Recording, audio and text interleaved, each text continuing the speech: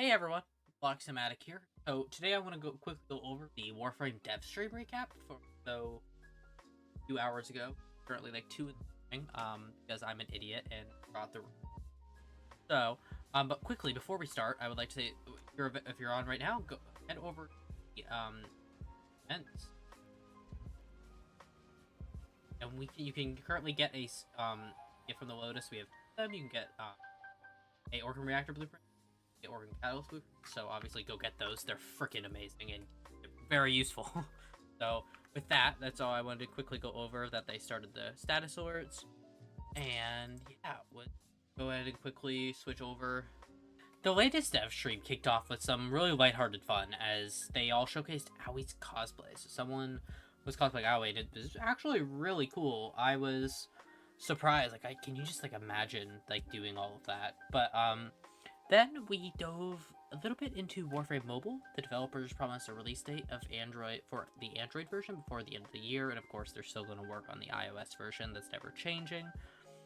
And of course, all of you people who have been complaining to them for the past year and a half for the Android release date, well, here you go. And they will probably not tell you for 3 years just to fuck with you. And then they touched on the PS5 Pro with Warframe. Obviously, of course, this is great news for the people who buy that console. Some crazy graphics improvements, stunning visuals. Obviously, the PS5 Pro is crazy graphics in general, and that will be Warframe will take full advantage of that console starting when the console releases in November, I believe. They also included a little brief mention of Soulframe, the upcoming game from the Warframe developers. They just want to remind I want to remind you too, the invites for the preludes, which is basically the pre alpha, go out weekly. So interested players, go check it out. Let's go check out soulframe.com, snag that invite title. I have definitely not been waiting for 3 years to get mine. It's gonna be very interesting. I am excited to play it. Then they jumped into, obviously, the part we're all been waiting for, the reveal of the next big update for Warframe, titled Kumai and the Five Fates. Kumai, a really unique frame with a gambling and puppeteer theme, was introduced. The developers revealed that she will come with a new melee weapon and a gun that resembles an umbrella, which I was very intrigued about, because I was like, that was just random thought, never really thought of that. Maybe I did when I was a kid, though. It's just obviously really creative and very different. Alongside this, there will also be a new invasion area in Cetus, and you can all look forward to this update on October 2nd, so I think 5 days from now, next Wednesday.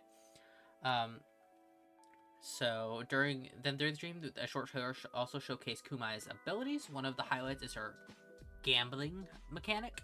She throws down dice, and the results can trigger various status effects and abilities. Obviously, it's random, and I think that's a really cool thing and very different, and see how that would fit into some people's play styles. They also revealed some new deluxe skins for Volt and Nova, that just look absolutely amazing. If you haven't seen them, and you gotta go look. Like, if you have not seen them yet, like, they look incredible, and they might turn me into a Volt main. The stream also covered the obviously much anticipated, holy crap, Caliban rework. Players logging into Warframe between October 2nd and October 16th will receive a free Caliban. Really cool. They also revealed a new skin for Caliban, so that looks really good, and I kind of wish you got that for free. Wish the Caliban, but of course we can't not go get anything. Also, they reminded us to not buy Caliban, so of course the one game company not wanting your money. They're also working on his rework, so Caliban's first ability now allows for a sprint forward and boasts better statuses and overall damage. They also introduced a new Tau status, which is that Caliban can spread into enemies without any limit on the AoE. Additionally, this beams will also now decrease enemy armor, culminating in an explosion that deals significant damage, so there will be multiple beams going out. I just smacked you, I am sorry. They will go all around, and then as they go in, they'll be attacking, and then when they go in, I don't know how else to describe Caliban, frankly. Caliban's awesome. I also forgot that it's showing, like, right up here. In the midst of all the updates, some significant nerfs are also on the horizon. Wukong will be receiving changes that have obviously some of us Specifically, the ability to activate Cloudwalker again will be restricted until the Heavy Slam animation is completed. So for all of you people who use this chain of attacks will probably be a little bit upset. On top of that, Celestial Stomp will no longer stun, crowd control immune enemies, while some might find this a little bit frustrating. I guess it's just hard for you. It's for you to figure out, for you to tell. Good update, bad update. Let me know. On a more positive note, Hildren got a buff that many players, I feel like, would appreciate, especially me. They reduced his shield costs, coupled with an increase in the maximum charge shot damage of her Balefire. Makes her way more formidable, just better all around. I was just using Hildren a few weeks ago, and I was amazed at actually how good she was, because I kind of haven't used her in years.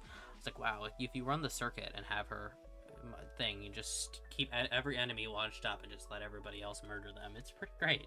She's really good support, and I don't even know if that's what she is like known as, but additionally, deactivating Aegis Storm will now grant Hildren invincibility for a short duration, making her even obviously way tougher. The charge is great. It's a great charge. So if you're a Hildren main, you should love this. Also, a Nova rework was another hot topic discussed by Pablo during the stream. The TLDR is Nova is better than ever. Players can now toggle speed Nova and slow Nova, eliminating the need for negative strength builds. Strength builds will now benefit from all of her abilities, offering better damage reduction and more potent attacks. The ability to charge her energy ball more effectively also means you can now deal devastating damage to enemies as it lands. So that's obviously good. Thank to our god Pablo for fixing Warframe's spaghetti code, of course. The stream also revealed 5 new incarnates: the Sestra, the Dara, the Okina, the Sikaris, and the Sibaris incarnates. Obviously, this is exciting for anybody, right? It's incarnate weapons, and I don't think we have gotten any in a while. Wait, no, we just got the Soma incarnate with Jade, didn't we? I guess I'm just a little bit behind here. And then we got to look at our companion rework part 2. If you don't remember, we had part 1 earlier this year, I believe around Dante. This is obviously the second part of the companion rework, and players you can look forward to the addition of a Smina Kavat mod variant called Lucky Catch, specifically for Beast Companions. Smina is also getting a buff to her Charm ability, which will enhance the loot experience for players. Furthermore, Beast Companions will now receive a new weapon called Claws, which will allow for better modding. So, of course, just like your Sentinels, I think is what they're called, you can mod their weapons. You can now mod your Kavat's Claws, or Kubro, or any of them. They're also getting a new stance mod called Bravado Assault, essentially making just everything more enjoyable and effective. Okay, so now the new farming mechanics for Kumai and her weapons were detailed. A new invasion mission on Cetus will be available, as I mentioned earlier, which is friendly for new players and relatively low level, making it accessible for everyone, which is great, because I don't remember how many big updates have come for new players recently since like the Deviri Paradox, which that was originally for new players and then was removed from being for new players. It's like they very confused on what they were doing there for some reason. So mission will also allow you to earn Kumai and her weapons, while obviously learning more about her lore. Additionally, there will also be a Steel Path variant of this mission. It seems they are taking a similar approach to Dante. I don't think there will be a quest. Obviously, there's been no mention. Also, I don't think we're going to get 4 quests this year. That would be crazy if they did. Warframe really has been cooking this year, though. So I think they're just gonna throw the lore and integrate it into the gameplay itself. So you might have voice lines happening similar. I need to stop hitting my mic. I don't ever do this on stream.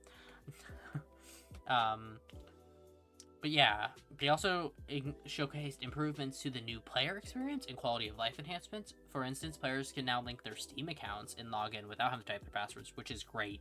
I mean, Xbox and all of them have had this for years. Although I still kind of wish I think it would have been easier to just log in with your email on other platforms. Maybe I'm just stupid and it just doesn't work like that, but that's my thoughts.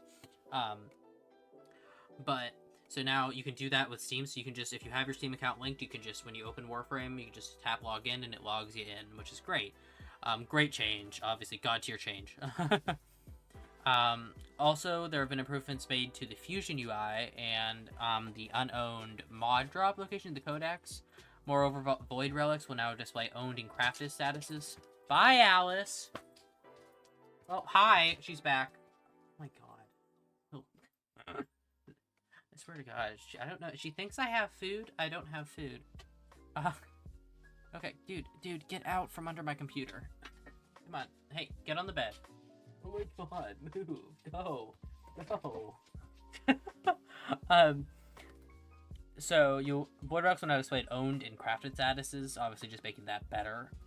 Cross-platform updates were also another focus of the stream. Eligible accounts can now trade and get items across all platforms, which is a fantastic way, obviously, it's just great. A new trading chat for Nintendo Switch has also been introduced, but of course, all the trading rules restrictions still apply, as they say above. The enhancements encourage players to, obviously, trade with your friend John from across the world in Asia who's playing on his Switch in his mother's basement, okay? He's been wanting that mod, and you just won't. Just give it to him already. Come on. Additionally, you can also look forward to a demo mission for Warframe 1999 set to launch on October 16th. This mission will take you back to the, obviously, 1999 aesthetic of this update, where you'll engage in a one-mission exterminate quest in the world of the Hex Syndicate. But you will step into the shoes of Arthur again, and you'll play this mission as many times as you like. So I think it will be like that demo mission they showed at the beginning of the demo for Warframe 1999 that they released at TennoCon. Completing this, it will earn you a cool protocol weapon skin and it's great. This update is already proving to be really crazy. Lastly, the stream wrapped up discussing The Line, which is an anime short that is currently in production and set in the Warframe 1999 universe. This project has obviously all of us excited. I've always wanted, like, I feel like they could have done some, like, Arcane, like, the League of Legends anime stuff with this, because, I mean, Warframe, I feel like, needs an anime. I don't know how it hasn't had one yet. The Styanax anime for the 50th Warframe, that little short, was amazing. I loved the colors in general, like, it was great. And I would love a show in that style. They also teased the Mag/Owie Warframe Protoframe transfer animation, whatever, which just looks great, and I'm very excited to see that. But that was the end of the stream. So that sums up about everything showcased at Devstream 181, from the launch of course, Kumai and the Five Fades to Warframe 1999's demo mission, and of course Warframe 1999 as a whole. It was really packed, and I can't believe they did it in 50 minutes. Like, that was a lot of stuff, and I didn't expect to be as that was like a great stream. So with that, thank you all for watching. Of course, I will be streaming on Monday and Wednesday this upcoming week. Obviously, Wednesday for the update. So I'll be streaming around 10 in the morning EST. And then Monday I'll be streaming. I don't know if it'll be Warframe. Most likely will, because I feel like we're going to be on Warframe this week. So yeah, thank you all for watching. Bye-bye.